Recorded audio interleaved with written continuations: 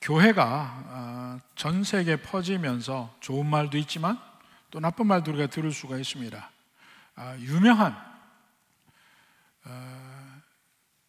유명한 권세자들, 또 영향력 있는 사람들이 어려서 교회를 갔다가 실망하고 나오지 않는, 교회를 안 다닌 사람들이 상당히 있습니다. 그 중에 가장 대표적인 예가 히틀러. 어려서 교회를 갔다가 그 주일학 선생님에게 실망해서 다시는 교회를 가지 않았습니다. 그리고 그는 결국 가장 악한, 엄청나게 많은 사람을 죽음으로 몰은 그런 독재자 중에 하나 있지 않습니까?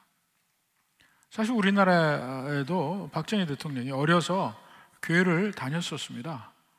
그 구미에 지금은 아주 큰 교회로 있는 구미 상모교회, 바로 박정희 대통령 생가 옆에 있어요.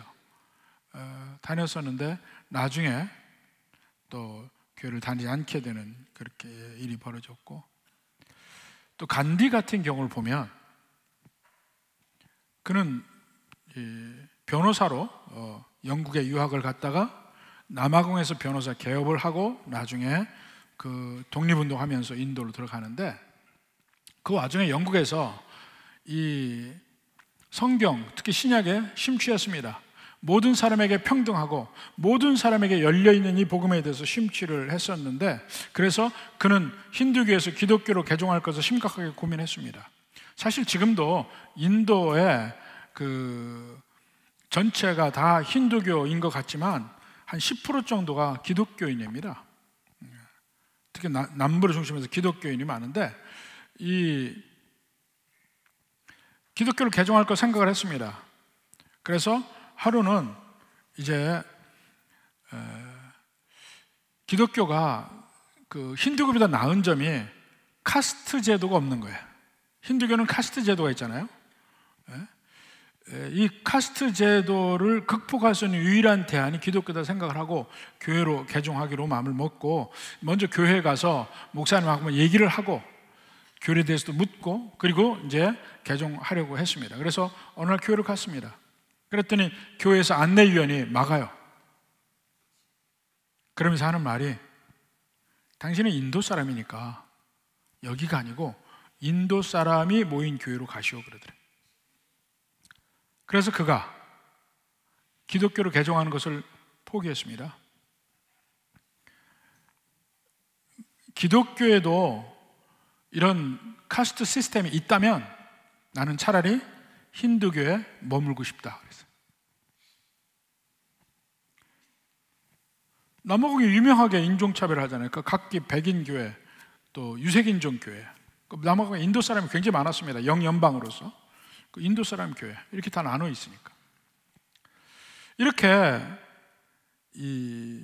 분명히 복음은 온 세계 사람 누구에게나 열려 있는데도 불구하고 우리 인간이 그것을 찾고 막는 경향이 있습니다. 처음에 복음이 유대인들에게 전해졌죠. 유대인들만의 복음이었습니다. 12사도도 베드로요. 베드로 비롯해서 12사도도 유대인이요. 예수님도 유대인이요. 그들이 받은 모든 구약 성경도 유대인의 법으로 생각을 했고 유대인만의 교회였습니다. 그 교회가 사실은 예수님이 사복음서에 보면 복음을 전할 때 보면 모든 사람에게 열려있는 복음을 전했음에도 불구하고 그 제자들은 아직도 유대인의 복음으로 생각을 했어요. 특히 예수님이 승천할 때 성령이 너에게 임하시면 너희가 권능을 받고 예루살렘과 온 유대와 사마리아 땅끝까지 가서 내 증인이 되리라. 온 유대와 사마리아 땅끝 이방인까지 얘기하는 것임에도 불구하고 그들의 생각은 유대에 머물렀습니다. 사마리아에서 복음이 증거된 것은 엄청난 사건이었어요. 사실은 그들이 검증해 보니까 거기도 성령 임하신 걸 느꼈는데 이제 드디어 이방인을 향해 열리는 순간인데 그 열리는 것이 사람의 사고의 틀을 깨뜨리는 것이 너무나 힘들어요. 그래서 엄청나게 성령께서 역사하시는 것을 봅니다.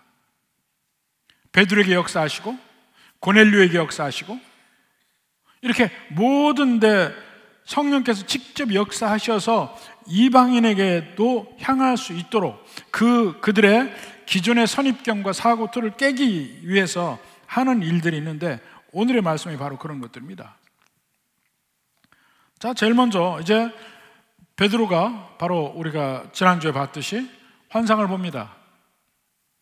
난 12시에 기도하러 이 옥상에 갔다가 거기서 환상을 보죠. 근데 그 환상을 보고 이게 무슨 말인가, 이 부정한 곳을 하나님이 깨끗하게 했다, 이게 무슨 말인가 궁금하던 차에 마침 이미 고넬료에게 주의 사자가 임해서 베드로를 데려오라고 해서 세 사람이 내려왔습니다. 베드로를 찾습니다. 이야기를 합니다. 고넬료에게 이렇게 하나님의 사자가 와서 요빠의 무두장이 시몬의 집에서 베드로가 있으니까 데려오라, 이렇게 얘기했다는 걸 들었습니다. 그 듣고 나니까 환상이 드디어 깨달아지는 거예요. 그 사람들을 거기 유하라. 이틀이 걸리니까 일단 거기 유합니다. 거기 10장 23절에 보면 베드로가 불러들여 유숙하게 하니라 그랬습니다. 그리고 이튿날 일어나 그들과 함께 갔어요. 자, 이제 일단 거기서 머물게 하고 그 다음날 가게 됩니다. 그날 저녁에 베드로의 마음이 어땠을까요? 지금 두 가지 마음입니다. 하나는 하나님이 임하셔서 드디어 이방인이 부르니까 거기 가라 하는 그 뜻, 하나님의 뜻을 알았고, 또 다른 면에서는 이거 내가 잘못하면 내가 교회 리더인데 교회에서 엄청난 공격을 받을 수 있고 잘못하면 내 위치가 흔들거릴 수 있다는 생각을 하게 됩니다. 그의 고넬료를 제일 먼저 만나서 불편해서 하는 말도 들을 수가 있어요. 거기 28절에 보면 고넬료에게 얘기합니다. 유대인으로서 이방인과 교제하며 가까이 하는 것이 위법인 줄은 너희도 알거니와. 베드로의 마음에 그 고민이 있었다는 얘기니까요. 그 마음과 잘못하면 내가 교회 안에서 위치가 흔들려요. 또 하나님의 뜻은 하나님의 뜻대로 있어요. 그러다가 결국 그가 혼자 가지 아니하고 다른 사람 6명을 데리고 갑니다. 거기 이튿날이라 그들과 함께 가는데 어떤 형제들도 함께 가니라 그랬잖아요. 23절 뒤에 보면 그 어떤 형제들이라는 것이 6명이라는 것이 그 11장 12절에 6명도 나와 함께 갔다, 이렇게 얘기가 나옵니다. 그리고 베드로까지 그러니까 7명이죠. 고넬료 집에서 온 사람 3사람 있죠. 10명이 떠나서 가이사랴로 갑니다. 가이사랴로 떠나고 그 다음에 24절에 이튿날, 중간에 하루 잔 거예요. 이튿날 가이사랴에 들어가니 고넬료가 그의 친척과 가까운 친척들을 모아 기다리다. 마침 베드로가 들어올 때 고넬료가 맞아 발 앞에 엎드려 절했다. 이 엎드려 절한다는 말이 이 헬라어로 케이룩소라는 말인데, 이 말은 신들을 향해서 정말 경배할 때 쓰는 말이에요. 케룩소라는 말이 엎드려서 경배할 때 쓰는 말. 그러니까 고넬료가 베드로에게 최대한 예의를 갖춰서 절을 하는 거예요. 근데 그들의 사회적 지위로 보면 그게 아니죠. 이방인의 안목에서 보면 그는 이달리아대 백부장이에요. 백부장이 아주 높은 자리는 아닙니다. 사령관 이런 자리는 아니지만 실제로 있을 때 그야말로 뭐 대대장, 연대장 뭐 이런 정도. 근데 오늘날의 군대와 다르게 그 당시는 상당히 인정받는 지위예요. 그래도 지역에서는 최고의 책임자. 그래서 성경에도 곳곳에 백부장이 많이 나옵니다. 근데 성경의 백부장은 대개 좋은 면으로 많이 나와요. 예를 들어서 예수님의 이야기에서도 백부장의 하인이 병이 났을 때 백부장이 와서 예수님께 부탁을 하죠. 병 낫게 해주길 부탁을 합니다. 그러니까 예수님이 그래 너의 집에 가자 하고 갑니다. 그러니까 백부장이 말리죠. 말리면서 얘기합니다. 아니 우리 부하더러 이래라 저래라 하면 다 그대로 명령대로 됩니다. 예수님도 직접 가지 마시고 그냥 나으라고 명령하십시오. 그러면 나을 거 아닙니까? 그러니까 예수님이 이스라엘에서 이런 믿음은 보지 못했다고 얘기해요. 백부장은 이방인이에요. 이방인임에도 불구하고 누가 주인인지를 명확하게 안다는 것이죠. 모든 질병과 이런 모든 것을 다스리는 주인이심을 알았어요. 예수님이 그런 분인 줄을. 명령만 하시면 되잖아요. 그게 백부장이었어요. 또 예수님이 십자가에 못 박혀 돌아가실 때 마지막에 백부장의 고백이 나옵니다. 성경마다 복음서마다 그 고백의 내용은 조금씩 차이가 나요. 왜냐하면 그 성경에 그 고백의 목적이 있기 때문에.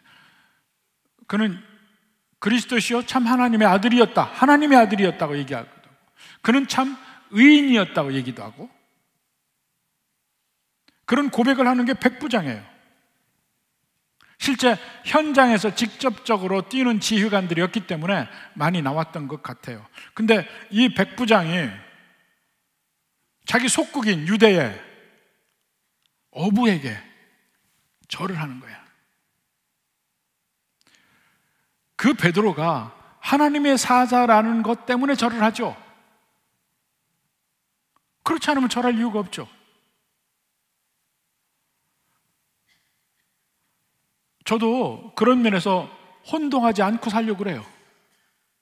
많은 성도들이 제게 목사님 하면서 저를 높여주고 귀히 여겨주는 것은 제가 잘나서가 아니고 제가 하나님이 세운 목사기 때문에 그런 거 아니에요? 솔직히 얘기합시다.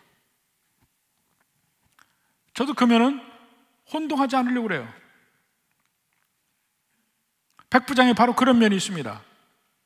하나님을 경외하기 때문에 베드로에게 이렇게 엎드려 절하고 최대한의 경배를 합니다. 그러니까 또 베드로는 26절에 베드로가 이렇게 이르되 일어나라 일어서라 나도 사람이라. 나도 사람이라. 그러니까 신에게 경배하듯 엎드려서 절을 하니까 나도 사람이라고 얘기하는 거예요. 나를 마치 하나님 보듯 하지 마라. 나는 인간이다 하는 얘기예요. 그리고 또 하나님이면은 사실 유대인들은 비록 속국이지만 아주 자긍심이 강했습니다. 나는 하나님의 백성이라는 그 긍지가 아주 강했어요. 그래서 어느 면에서는 이방인들에게 상당히 교만하게 대합니다. 교만하게 돼요. 근데 그것이 지금도 그런 면이 있어요. 참 유대인들 별로 안 좋은 면들이 있습니다. 지금도 이방인들은 우습게 대해 지네가 최고인 줄 알고. 그래서 제가 성주실에 가서도 상당히 별로 유대인들은 기분이 안 좋아요. 몇 번 무시하는 일 때문에 다투기도 하고 했습니다. 근데 거기에 비해서 이 요르단에 가면 사람들이 너무 좋아. 겸손하고 열려있고 뭐 다른 민족에 대한 편견도 별로 없어요. 근데 유대인들은 유별나게 이방인들 무시하고 특히 동양 사람 무시해. 근데 그러한 게 유대인들이 흐르는데 베드로가 비록 세상적으로 백부장이 위라 하지만 자기는 유대인이고 이방인이잖아요. 근데 그 이방인에 대한 거만한 자세가 없어요. 나도 사람이라. 이 말 하는 데서는 유대인과 이방인의 차이를 못 느낄 정도로 지금 베드로가 대하고 있어요. 그리고 가서 보니까 고넬료의 아버지, 어머니, 아들, 딸, 이웃, 하인들 다 모여 있는 거예요. 근데 다 이방인들이에요. 물론 그 전에 이방인 전도가 있긴 있었죠. 빌립이 에티오피아 재무장관인 넷이 전도했잖아요. 근데 1대1 전도가 아무도 없었어요. 거기서는. 그야말로 빌립이 나중에 얘기해서 그 일이 밝혀졌겠지. 근데 지금 이 순간에는 이방인들이 마치 교회처럼 모여있고 베드로가 복음을 최초로 증거하는 장면, 그러니까 최초로 제대로 공식적으로 이방인에게 복음이 증거되는 장면이에요.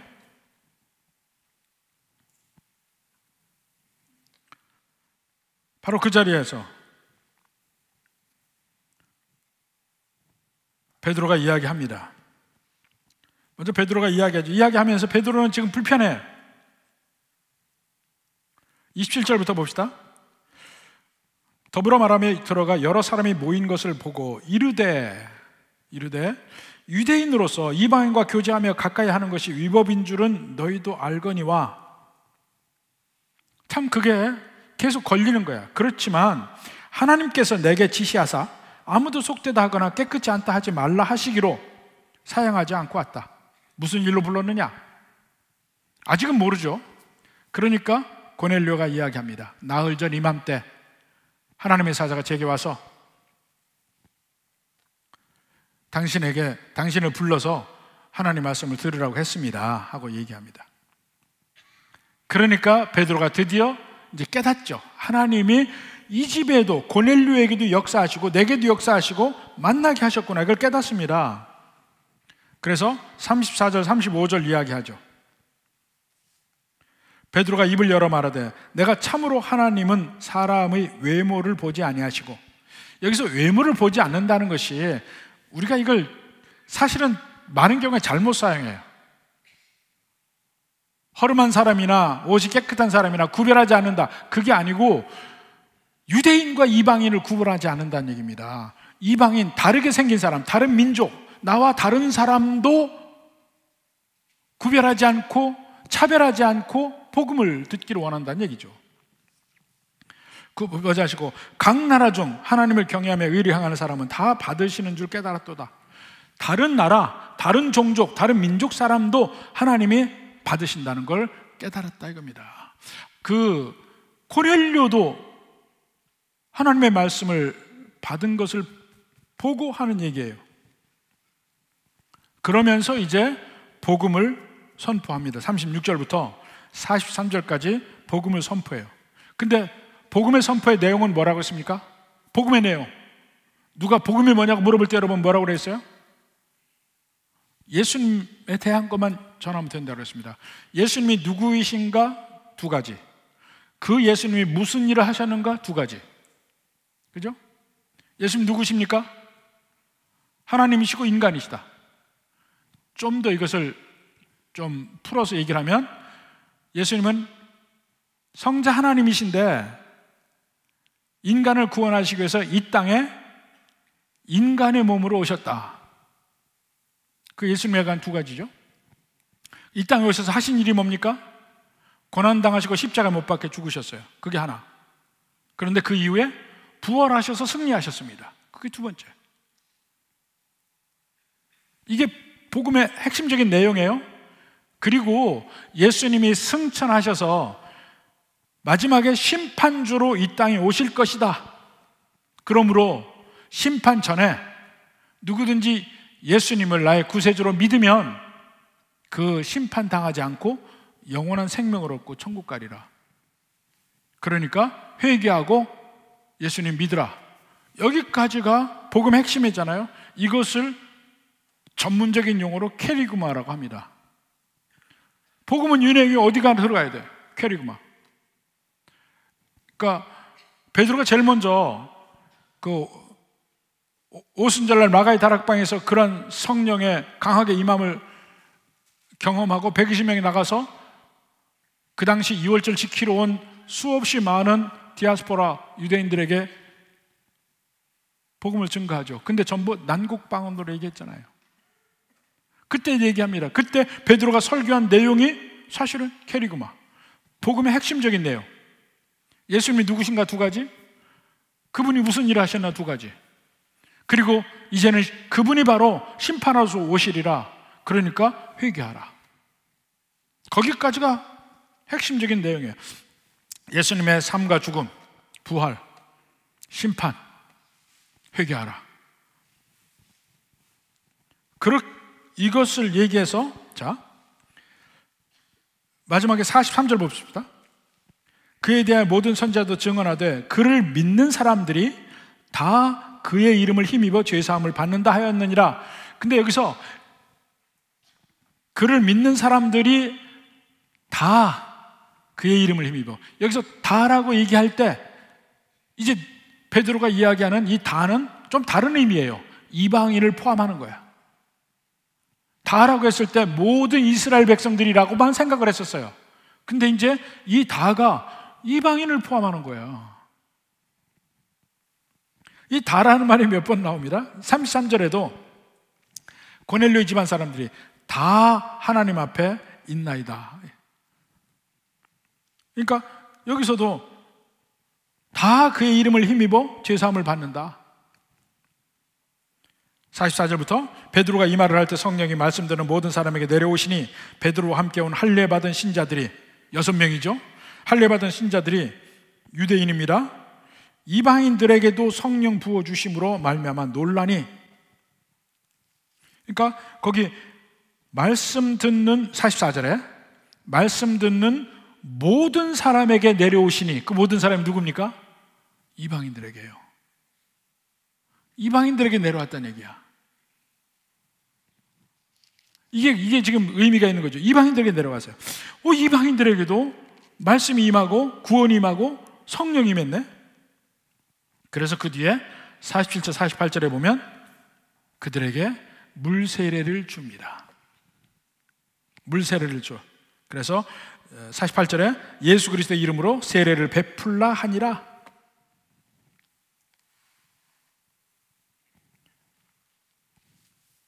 그러니까 베드로가 이제는 설교하고 있는데, 안수한 것도 아니에요. 설교하고 있는데 성령이 그들에게 임했어요. 그게 이제 보여지는 거예요.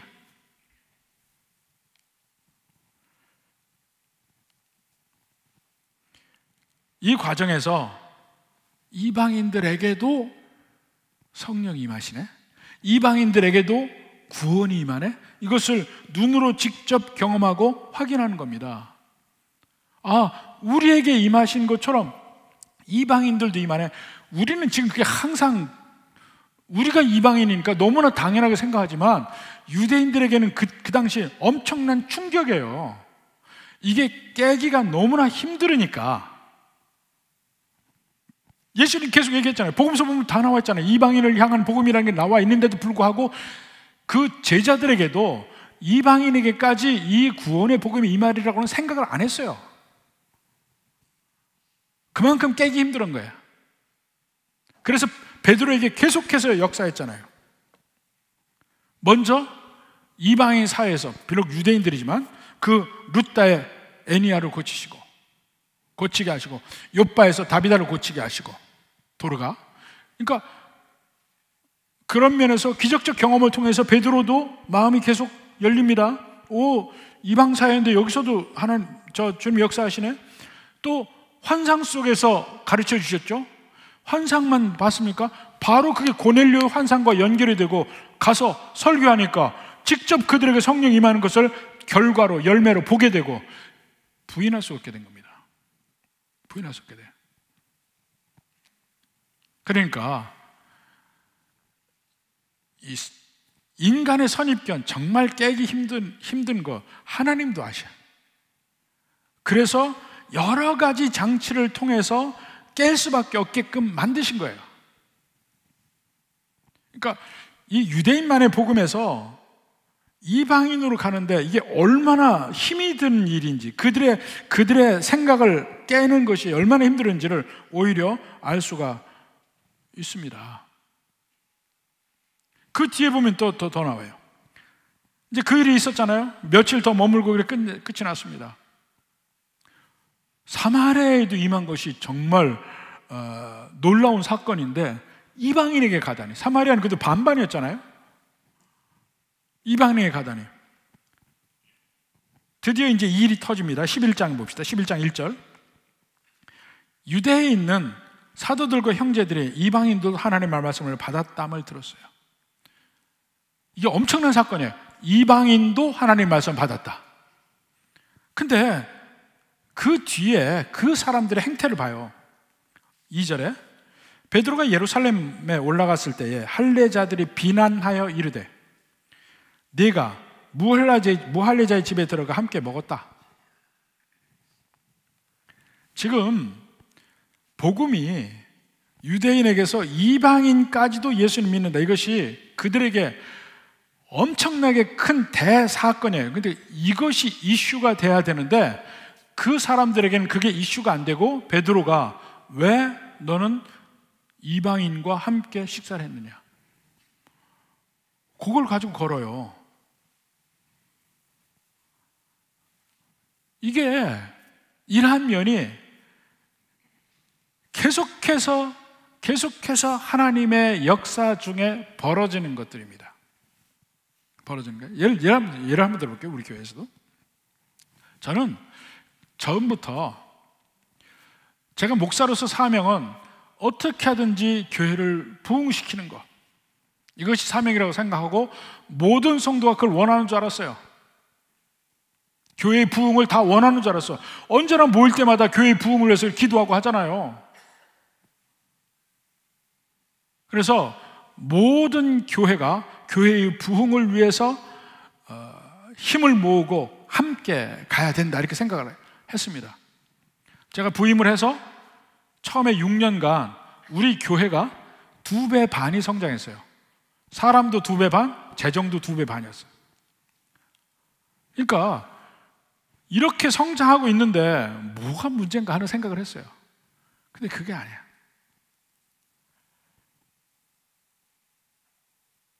성도들, 특히 리더십이 교회의 부흥을 싫어합니다. 옛날의 교회가 좋아. 여러분이 좋아하는 교회가 어떤 교회입니까? 옛날의 교회. 내가 평안하게 다녔던 교회가 좋아요. 사실 모든 크리스찬의 마음속에 교회가 부흥하면 실제 경험하는 겁니다. 불편해요. 교회가 부흥하면 불편해요. 일이 많아지고 돌볼 사람도 많아지고. 그래서 사실은 부흥하는 게 싫어. 이렇게 되면 뭐 교회가 부흥하는데 왜 싫어할까 이렇게 생각할지 모르지만요, 구역 보세요. 구역은 한참 구역 식구들끼리 재밌어요. 재밌는데 부흥하게 되면 자꾸 그 구역에 새 성도가 들어가요. 새 성도가. 그러면 새로 한 사람이 들어가면 인간관계의 다이내믹이 새로 짜여져야 돼. 불편해. 또 들어가. 불편해. 교회가 부흥하면요, 구역이 그전에는 6, 7명 있는데 막 15명, 17명 이렇게 부흥해요. 그러면 이거 오래 못 가요. 갈라져야 되잖아. 다시 구역다워지려면 숫자가 제한되니까 갈라져야 돼요. 갈라지면 이제 옛날 좋았던 구역 식구들이 있는 거 갈라야 돼. 왜냐하면 또 새로운 사람들 돌봐야 되니까 갈라야 돼. 그러면은 좋은 사람보다 이제 서먹서먹한 사람이 더 많아지는 거야. 이게 부흥하면 할수록 계속 그렇게 돼요. 그러니까 이 구역을 잘 돌보는 구역장일수록 해가 갈수록 계속 새로운 멤버들을 맞이해야 되는 거야. 이제 기존 멤버는 이제 새로 구역장 되는 사람이 있으면 그분에게 주로 많이 맡기고, 새로운 사람들은 원래 있던 구역장이 많이 맡게 돼 있어요. 왜냐하면 그래야 능력적으로 맡거든. 그러니까 어느 분도 힘들게 얘기해. 나는 맨날 새 성도만 돌보는 일 한다고. 예, 훈련소 소장입니다. 네, 그랬어요. 근데 어느 순간에는 편안하게 구역 식구들하고 계속 오랫동안 편하게 지내면서 같이 바베큐도 해먹고 같이 놀러도 가고 같이 오래 쭉 한 10년 했으면 좋겠어요. 그렇게 되면 교회는 부흥하지 않습니다. 내가 왜 교회 부흥을 싫어합니까? 아니요, 싫어하는 거예요. 우리 마음속엔 변화를 싫어하는 마음이 기본적으로 있어요. 변화 싫어해요. 전통대로 갔으면 좋겠어. 그게 편하니까. 교회 새 성도가 오면요, 기존의 교회에서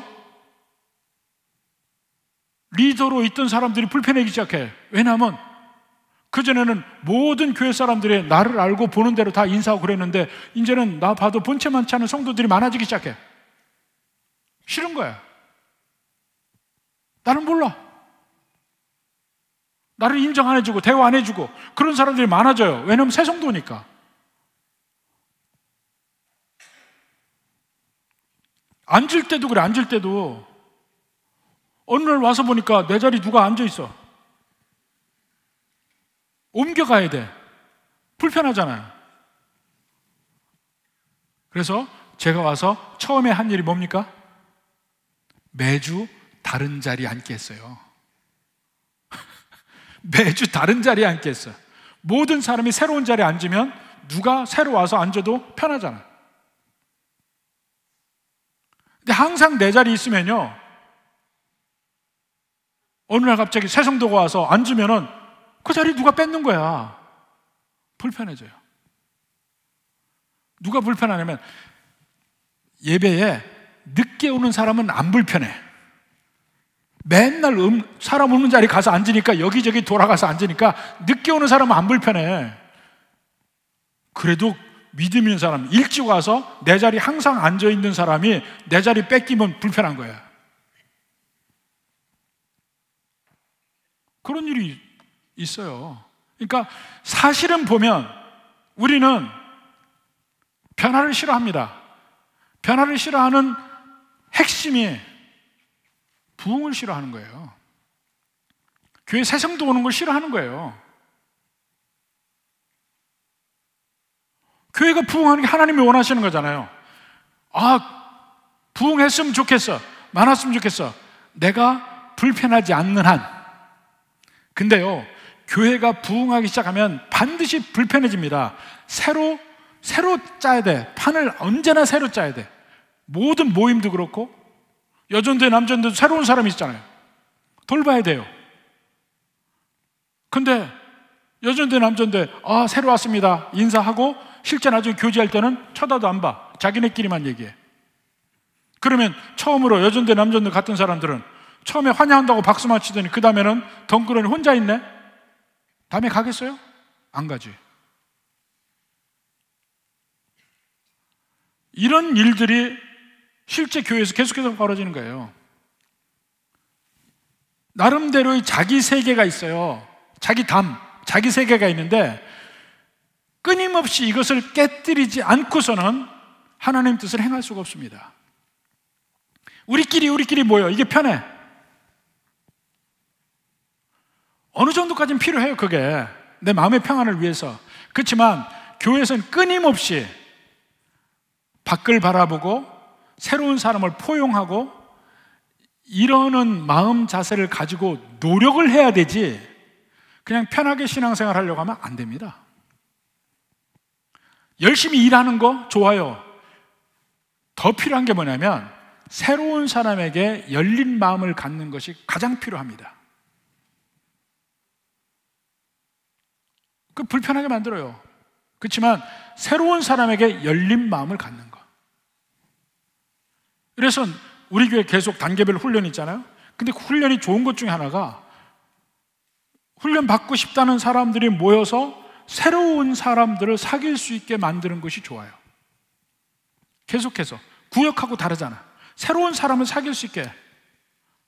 전혀 이 훈련이 아니면 만날 수 없는 사람들, 자기들끼리 각각 구역에 있고 사는 자리가 틀리고 직업이 틀리고 다 틀리니까. 근데 만날 수 있는 거. 그렇게 해서 교회가 자꾸 새롭게 외부로, 밖으로, 내 영역 밖으로 열려 있는 상태가 되어야 비로소 복음이 힘을 받기 시작해. 비로소 교회가 부흥하기 시작하고 전도가 되기 시작하고. 전도 돼서 데려오면 뭐해요? 그 다음에 나가서 다시 나누는데 와서 있을 자리가 마련되려면 끊임없이 있는 사람들이 자리를 비켜주고 마련해 줘야 됩니다. 계속 그렇게 하는 게 힘들 수도 있어요. 해야 돼. 그래도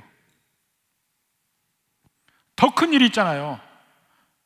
그리스도의 복음이 흥황하는 일이 있잖아요.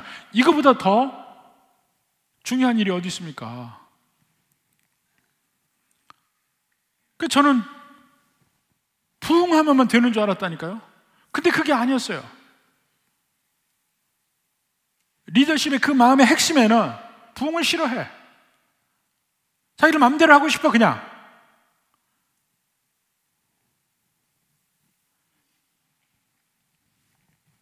예루살렘 교회에 사도들과 형제들, 이 사도들도 들어가잖아요.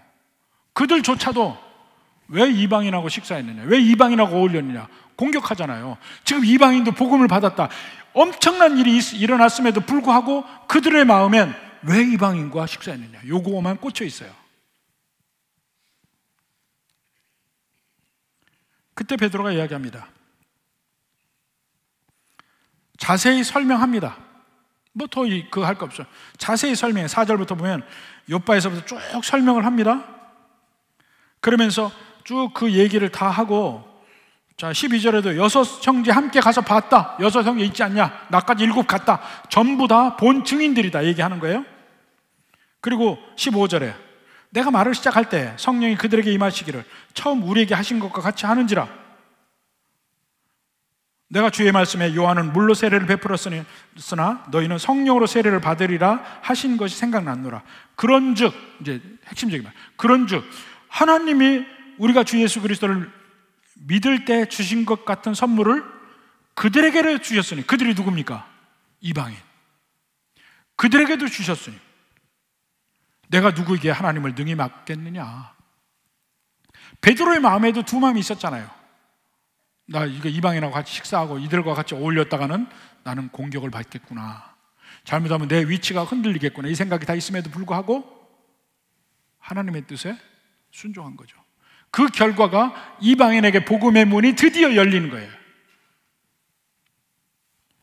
그 설명을 다 듣고 하나님이 그러한 역사임을 자세히, 얼마나 놀랍게 역사했습니까? 베드로에게 역사하고 고넬료에게 역사하고 그들이 만나서 복음을 증거할 때 하나님이 역사하심을 다 보여주고 나머지 6명이 증인으로 있었고, 그들이 무슨 말 하겠어요?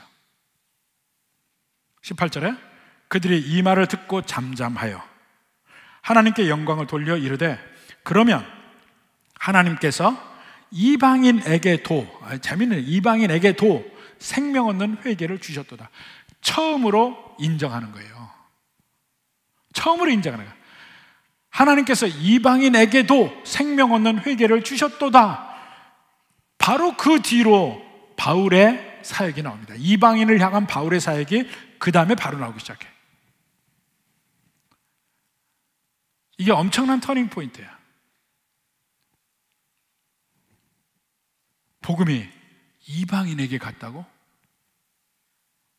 사도들에게조차, 그 예수님과 그렇게 오래 함께 있던 사도들에게조차 충격이었어요. 예수님이 이미 계속 말씀하셨는데도 불구하고 그들에게 아직도 안 받아들여진 일이에요. 복음서 보세요. 이방인을 향해 계속 나오지. 그런데도 사도들조차도 자기 머릿속에 이방인에게 진짜 복음이 증거됐다고 하는 겁니다. 하나님이 그 중에 가장 영향력이 있는 베드로에게 역사하셔서 강력하게 여기저기 하나님의 역사라는 것을 명확하게, 너무나도 명확하게 보여주셔서 그들의 선입견을 깨뜨립니다. 베드로도 바로 그런 면에서 엄청난 위험과 그 리스크가 있음에도 불구하고 하나님의 뜻대로 행해서 드디어 이방인에게 복음의 문이 열린 거예요. 엄청난 터닝 포인트죠. 우리도 이렇게 하나님의 관점에서 사람을 보고 환경을 보고 교회를 봐야 합니다. 구역에 새로운 사람 들어오는 거 왜 싫어합니까? 더 복잡했죠. 그 구역 예배라도 좀 편하게 드리고 싶은데 맨날 새로운 사람 와가지고 모르는 사람하고 그런 얘기 할 수가 없는 거예요. 교회는 당연히 새로운 사람이 많이 와야 돼. 교회는 당연히 우리는 계속해서 새로운 사람 만나야 돼. 새로운 사람의 복음을 증거하고, 교회에 새로운 사람 오면은 아우르려고 노력하고, 이해하려고 노력하고, 함께 가려고 노력하고, 끊임없이 새로운 사람에게 마음의 문이 열려 있어야 합니다. 간디의 말을 마지막으로 해드릴게요.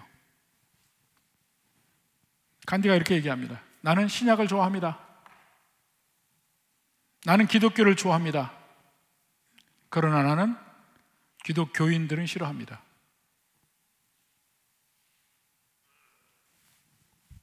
선입교로 막을 치기 때문에. 부디 우리는 베드로처럼 변하는 사람이 되었으면 좋겠어요.